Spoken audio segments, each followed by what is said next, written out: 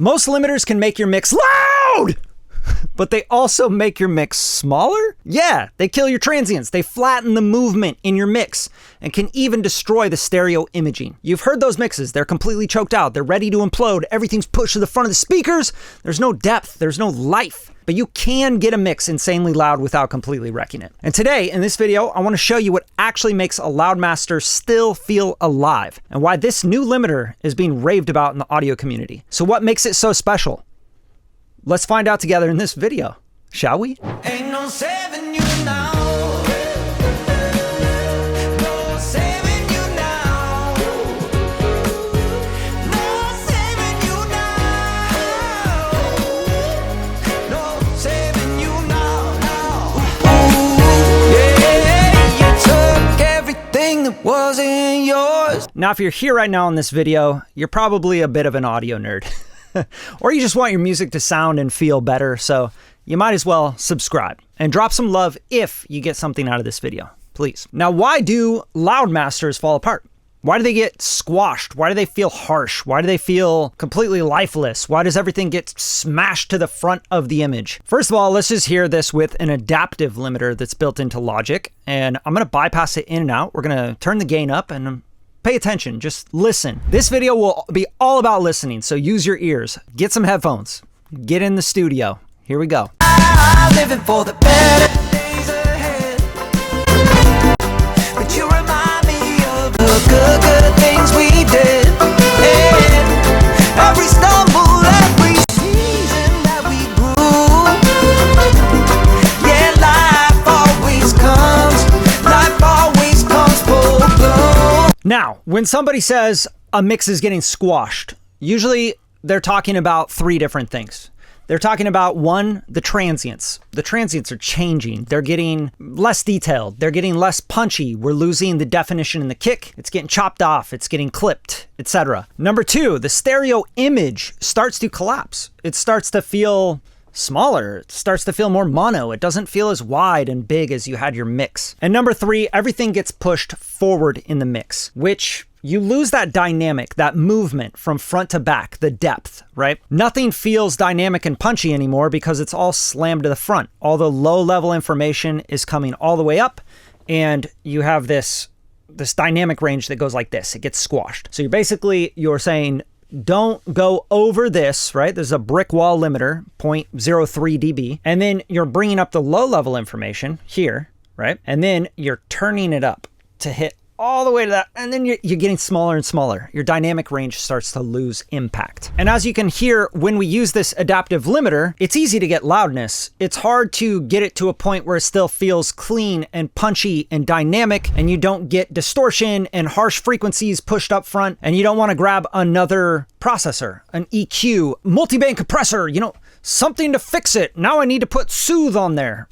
Like, we've all been there. You start to work against yourself, basically. And I want to show you this with the L2 as well. Like, let's listen to the L2 from Waves. Now, I have this at negative 0.2 on the out ceiling, and I'm just going to start to bring the threshold down, and let's A/B it. I'm living for the better days ahead. But you remind me of the good things we did. And every stumble, every season that we grew.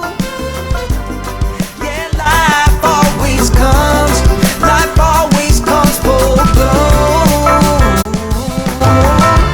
Now the L2 does it a little bit better, right? You're paying a little extra money, you're getting a third-party plugin, and it sounds a little bit better, but it's still like this unnatural brightness and harshness that comes out when you start to limit. So now let's go to the AL1, and let's talk about how we can really make this work without crushing the life out of everything, and some of the features of this plugin that make it work a little bit better, right? Because that's the key to all of this, is figuring out what are the new tools and what are the old tools, and what do these tools do, and what do they sound like, and what are they doing to the information. The transients, the low-level information, the dynamics, the front to back, the movement, the push, pull, etc., right? So right now I have this set up on mode 3. Envelope 2, and we'll get more in detail about exactly what these features are and what they're doing in the AL1 throughout the video. But I have the input blasting at like 9 dB, right? That's big. The first thing you want to do with this is set it at unity, and you want to listen. Once you hear distortion, you can start to back off and find the sweet spot. So let's do that real quick.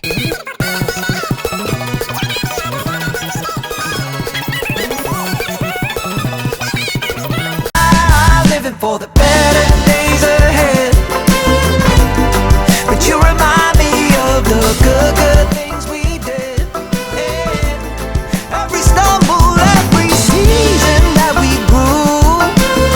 Now, one thing you'll notice, and hopefully you're hearing this, is the stereo image stays the stereo image. It stays wide. It stays dynamic. Things are moving from front to back. How is it doing that? I literally don't know how it's doing that. So I started to study this, and I started to look at the manual and read it and feed it to ChatGPT. And, I went down the well of this thing, and I started to understand it a little bit more. But the first thing to understand is how it sounds and how it feels, right? Because I don't want to throw a limiter on my master bus and have my mix completely change or get flattened or squashed or my transients be killed, right? I don't want my stereo image to become this tight, weird thing. It doesn't make sense to me. Why would I have to give that up for a little bit more loudness? Now, how is this limiter doing this? How is it creating this movement in the mix? How is it not smashing my transients? The first thing we got to talk about is the mode and how it shapes things as it's fed all of this complex waveform information. So mode 1 is a very aggressive, punchy mode. It is a very fast attack mode, okay? So we're going to listen to this, and I'm going to bypass it in and out. Listen to what happens to the transients, especially the kick drum and the snare drum, and actually like the claps and stuff. Ain't no saving you now. No saving you now. No saving you now. No saving you now. All right, and the release on this is a little bit more smooth. It's like letting, like this, right? It's like attack quick and then release, So we got like almost like an SSL style grabbing. Okay. Now, mode 2, what is that like? This is going to be smoother. It's going to be more gluey, right? So we're going to have a little bit different feel to it. And let's listen and bypass in and out. And I'll switch between 1 and 2. Ain't no saving you now. No saving you now. No saving you now. No saving you now. You kind of feel things open up a little bit more in the mix. Sometimes you don't want it to be super fast, grabby, aggressive with the limiting, right? But mode 3, this is where my favorite mode lies, because we get the best of both worlds. We get a little bit of that aggressive nature of 1 with the quicker attack and the grabbing, but then you also get that smooth kind of feeling with mode 2. And that's the best way I could explain it. You could read the manual if you want like the technical what it's doing, but it's like combining these two modes. So I'm going to switch through all of these 1, 2, and 3 and pay attention to the drums mainly, but also, I mean, the sustained instruments and how it's like holding the mix, right? Because that's the important part of what the limiter does. And also the depth, the dynamics, right? The breath, kind of in and out kind of vibe of what's going on with the drums. Ain't no saving you now. No saving you now. No saving you now. Ain't no saving you now. Ain't no saving you now.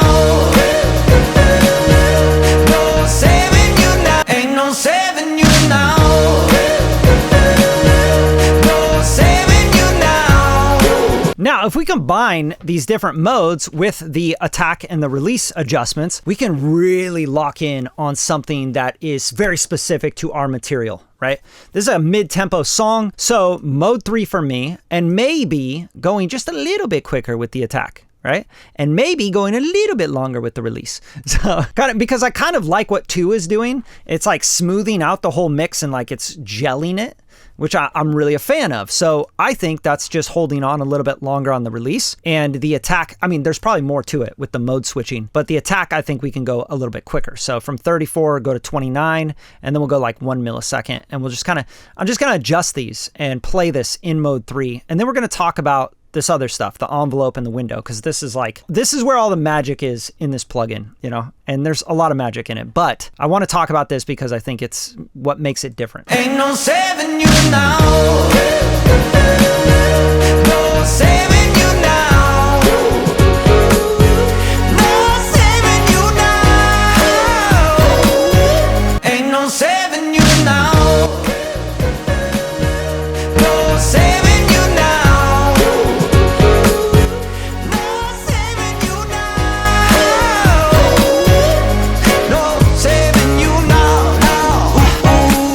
Right, so when I go to mode 2, I feel like it is releasing too like slow. The curvature or something of it is making the song kind of pump with the release of like the piano and the synths and the pads and things like that and the vocals, which, you know, it's not really working with the drums too well. But when I go to mode 3 and I adjust this attack and release, it's like, it's perfect. It's got the timing, it like feels lively, and it's got the dynamics. But now let's talk about the envelope and let's talk about the window feature, because these are insane. Now, because this video is all about getting a loud master that still feels dynamic and doesn't get that distortion, that push up front, that lifelessness, the falter of the stereo image, I have to talk about all of these different features throughout the AL1 because that's what makes this thing different. That's why this video exists, because I want you guys to have the tools and understand the differences in the tools. So why you would use this compared to an L2, a FabFilter limiter, L1, L4, your built-in stock limiting, you know, for Pro Tools, whatever it might be, you know? I just want you to understand it, okay? So let's talk about the envelope and how the envelope works with the mode.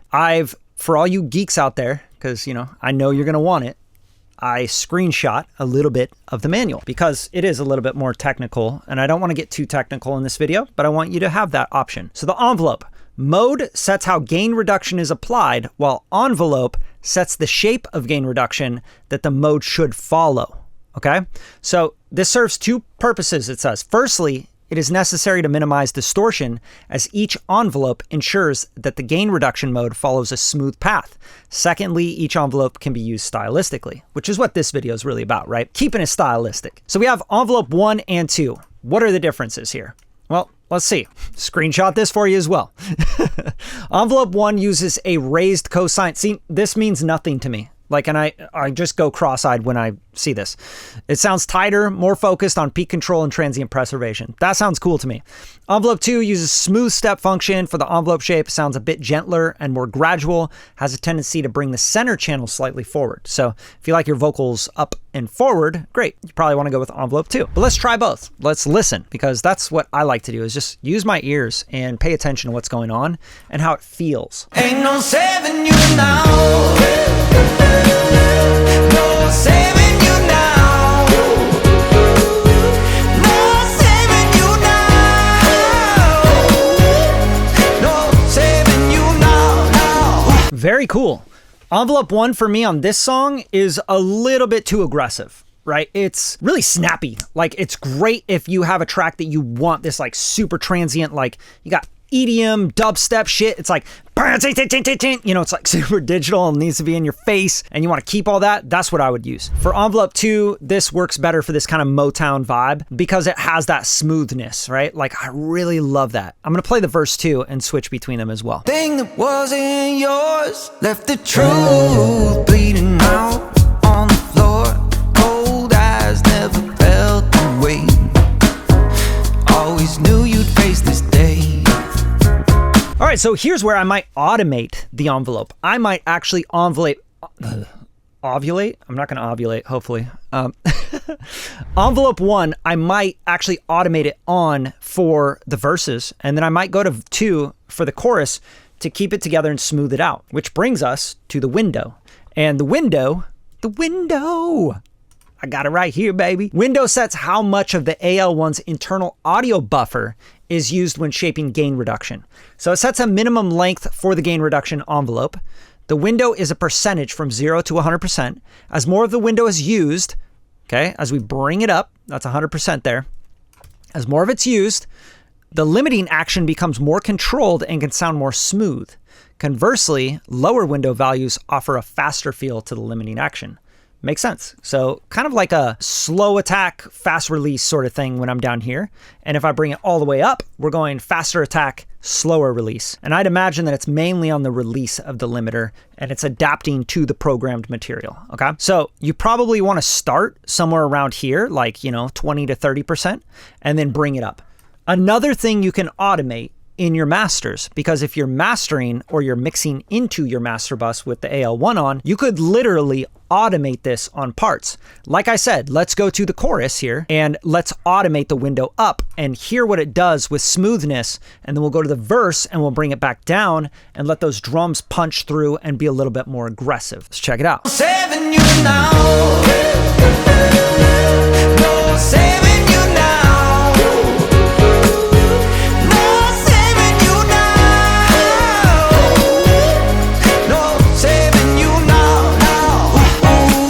That is so cool. That is the coolest feature and what really makes this a modern tool. For me, this is like the most modern tool that's come out in the last 3 years, for limiting especially, right? Because I don't always want to clip my shit out. Sometimes I just want a nice preserved mix. So let's go to the verse now and let's mess around with this window because this is something I would automate. Hey, you took everything that wasn't yours, left the truth bleeding out on the floor.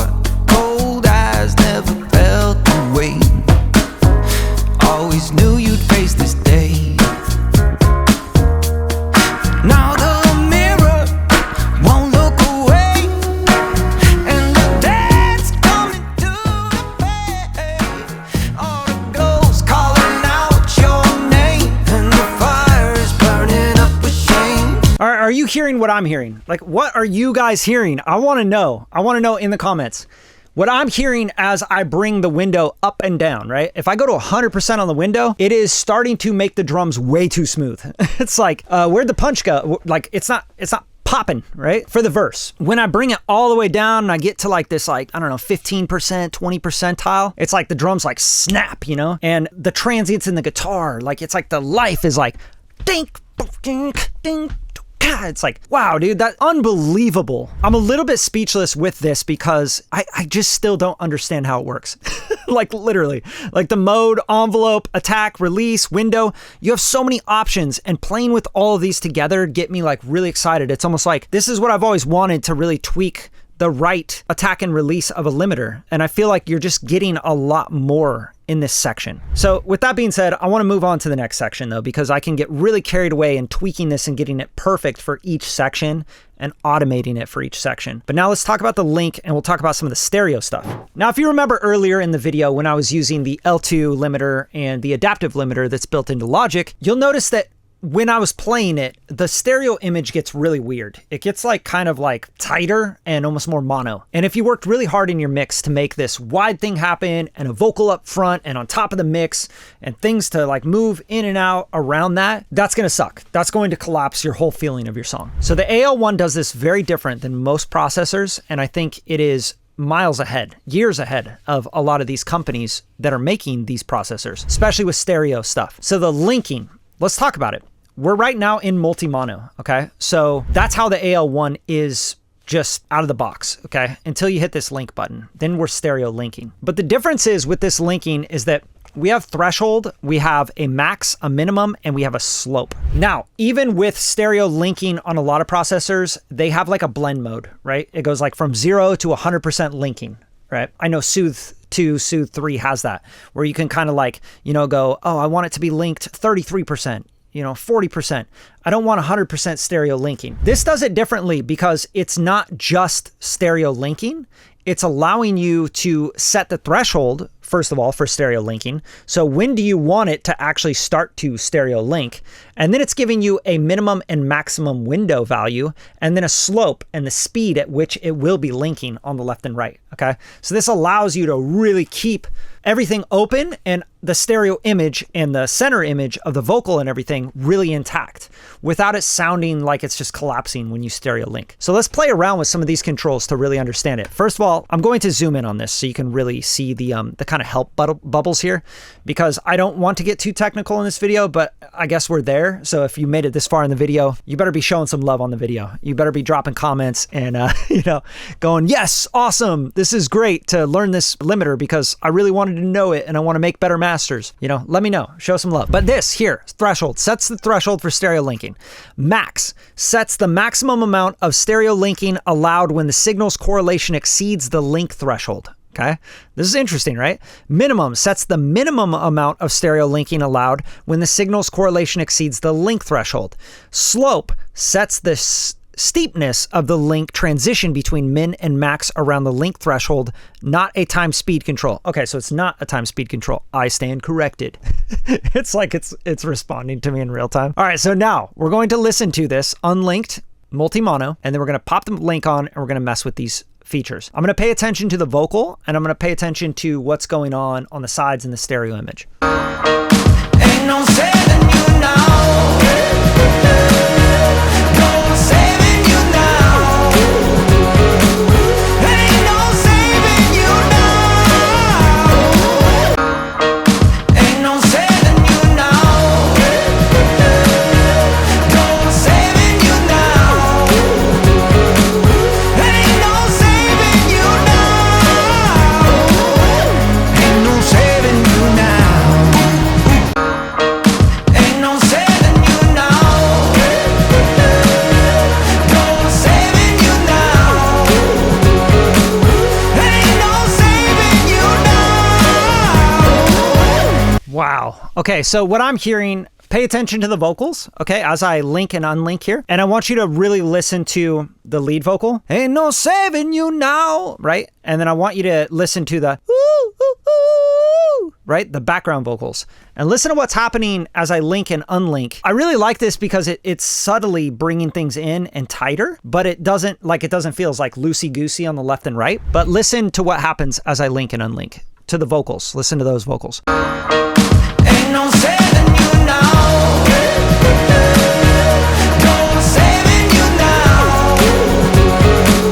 Ain't no saving you now. Ain't no saving you now. So to me, it's making the lead vocal more focused. That's what it feels like to me. It feels like, listen to the lead vocal, and the background vocals are, you know, it's linked. So it's getting like some of the stereo because we're at a minimum and maximum, and we have a threshold set and we have a slope, right? So we have all these transitional kind of things happening, and you can really dial this in so that you don't collapse the stereo image. Instead, you get it a little bit more focused, a little bit tighter, but not like so tight that you're losing your width and your depth. So really cool, very cool function, and you can play with this until you are blue in the face. Just A, B, is it better? Is it worse? Do I want a link? Do I want less, more threshold? Like that's, I think, what this tool is all about, getting exactly what you want. Last but not least, we got to talk about this optimized section in the AL1, because it is another thing that is very different from other limiters. It allows you to bring up RMS low-level information, and it also has a makeup gain.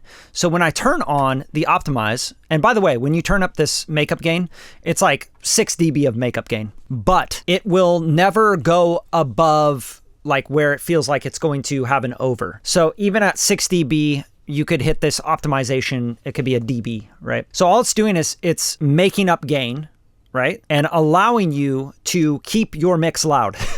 Like that's the best way I can put it. The RMS is of course giving you perceived loudness as well, because we are lifting the low level information as it crosses the threshold. So anything below the threshold, it'll bring it, lift it back up. So you could set that threshold here, right? So if I'm like way down at -15, that would be like something very, very low level. Then we could lift the RMS of it, and you can see it kind of on the meters here. We can lift that back up. So if you have a low level part that you want to kind of keep it louder, you don't want as many dynamics, you know, and you want that perceived loudness of the low level information coming up. So what does this sound like in practice? Let's play with it. I'm going to optimize. I'm going to use the RMS, and we'll set the threshold pretty high because most of this information in this pop record is not going to be way down at -15 dB, especially not with all the limiting and everything. And we're just going to lift it up. We're just going to start to lift the RMS here. No saving you now. Yeah, yeah, yeah.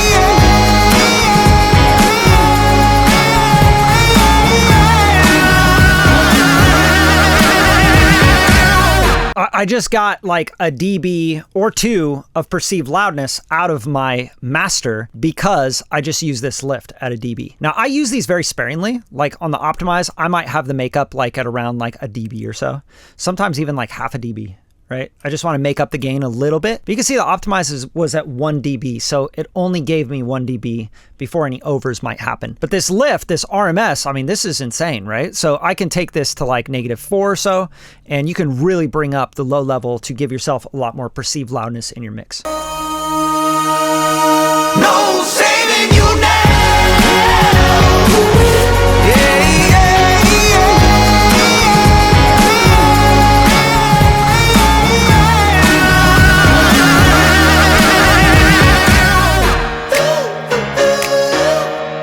Saving you now. Yeah. No saving you now.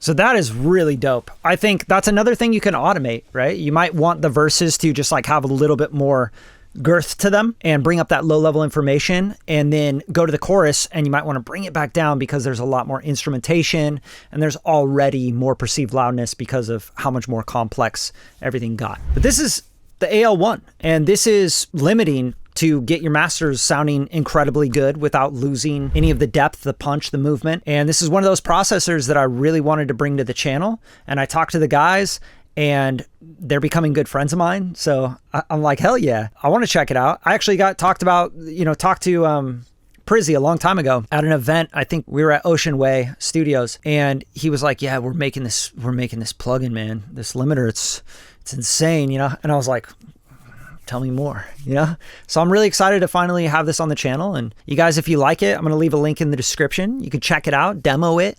I mean, really, now you know everything about it. Just mess with it on your next mix and let me know how it goes. That's all I care about. We're not trying to like, you know, go buy this now sort of thing. But I do think this is an incredible tool for mastering, and I think a lot of plugins are going to be following suit with this one. If you got anything out of this, of course, drop some love in the comments, and I'll see you guys next time.